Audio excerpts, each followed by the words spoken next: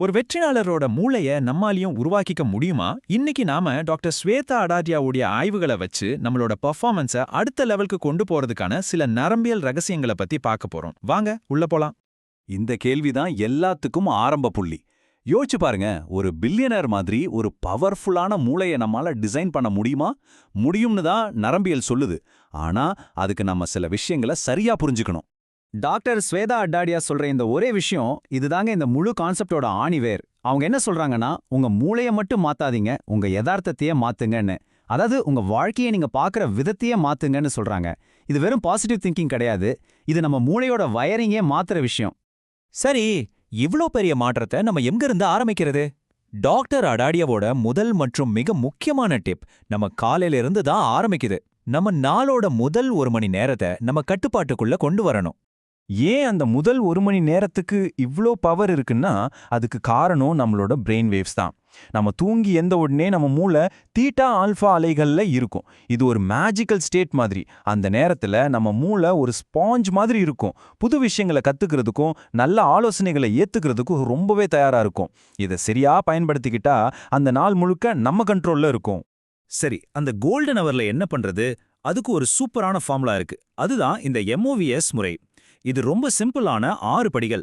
Meditation, அதாவது தியானம், அப்புறம் ஆக்சிஜனேஷன், அதாவது மூச்சு பயிற்சி, அடுத்தது விஷுவலைசேஷன், அதாவது காட்சிப்படுத்தல், அப்புறம் எக்ஸசைஸ், பாசிட்டிவான விஷயங்களை பண்றது, கடைசியா ஸ்கிரைபிங், அதாவது நம்ம எண்ணங்களை எழுதுறது. இது ஒவ்வொன்றுக்கும் 5-10 நிமிஷம் போதும். ஆனா இதோட தாக்கம் சான்ஸே இல்ல, அந்த அளவுக்கு பெருசா இருக்கும். இதுல இந்த விஷுவலைசேஷன், அதாவது மனசுல கற்பனை பண்றது எவ்வளோ பவர்ஃபுல்னு தெரிஞ்சுக்க ஒரு சூப்பரான ஆய்வு இருக்கு.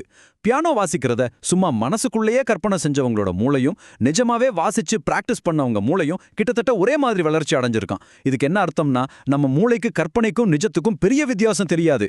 ஆச்சரியமா இருக்குல்ல? இது ஒரு சூப்பர் பவர் மாதிரி.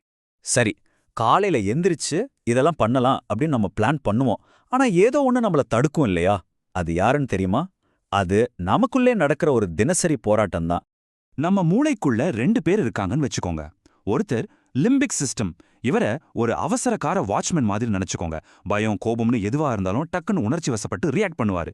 இன்னொருத்தர் நம்ம முன்மூளை புரணி. இவர்தான் நம்ம கம்பெனியோட CEO. ரொம்ப நிதானமா யோசிச்சு தர்க்க ரீதியா முடிவெடுப்பாரு. நம்ம நாள் முழுக்க இந்த 2 பேருக்கும் நடுவுல தான் ஒரு பெரிய போராட்டமே நடக்குது. இப்போதான் அசல் ஷாக்கு. நம்மள மாதிரி சாதாரண மனுஷங்களுக்கு ஒரு நாள்ல 80% நேரம் யார் கண்ட்ரோல்ல இருக்கும் தெரியுமா? அந்த அவசரக்கார வாட்ச்மேன் கிட்ட தான். ஆமாங்க, நாம யோசிச்சு செயல்படுறத விட உணர்ச்சி வசப்பட்டு ரியாக்ட் பண்றது தான் அதிகமா இருக்கு. இதனால என்ன பிரச்சனைனா, நாம ஒரு லூப்ல மாட்டிக்கிறோம். அதுக்கு பேர் தான் லிம்பிக் லூப். பழைய தப்பையே நினைச்சு சுத்தி சுத்தி வருத்தப்படுறது, எதிர்காலத்தை நினைச்சு பயப்படுறதுன்னு நம்மளோட மன ஆற்றல் மொத்தமும் இதுலயே வீணாகிடுது.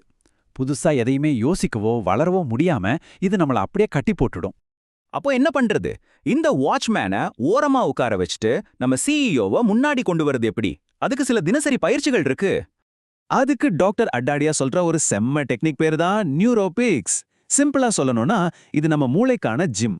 ஒரே மாதிரி செய்யற விஷயங்களை கொஞ்சம் மாத்தி செய்யும்போது நம்ம மூளையில புது நரம்பியல் பாதைகள் உருவாகும். ரொம்ப கஷ்டமெல்லாம் இல்ல, இன்னிக்கே ட்ரை பண்ணி பாருங்க.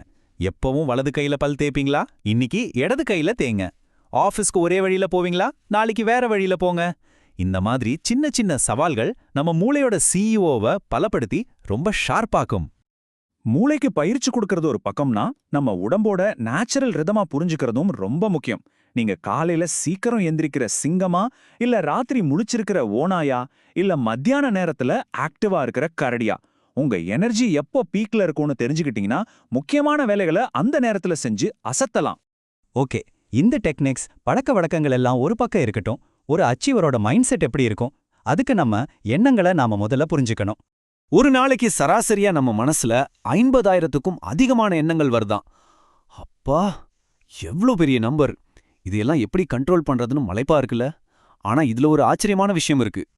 ஆனா இங்கேதான் ஒரு ட்விஸ்ட். ஒரு பெரிய ஆய்வு என்ன கண்டுபிடிச்சிருக்குன்னா, இந்த 50,000 எண்ணங்களும் சுத்தி சுத்தி வெறும் 3 விஷயங்களை பத்தி தான் யோசிக்குதாம். நம்ம ஆரோக்கியம், செல்வம், அப்புறம் நம்ம உறவுகள்.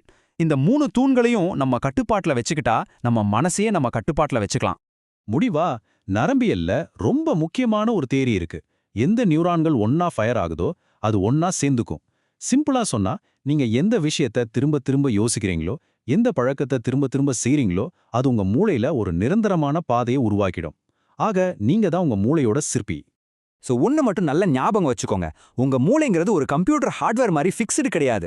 அது ஒரு சாஃப்ட்வேர். அதை நாமளே ப்ரோக்ராம் பண்ணிக்கலாம். அப்போ இன்னைக்கு உங்க மூளைக்கு என்ன புது கோடு எழுத போறீங்க?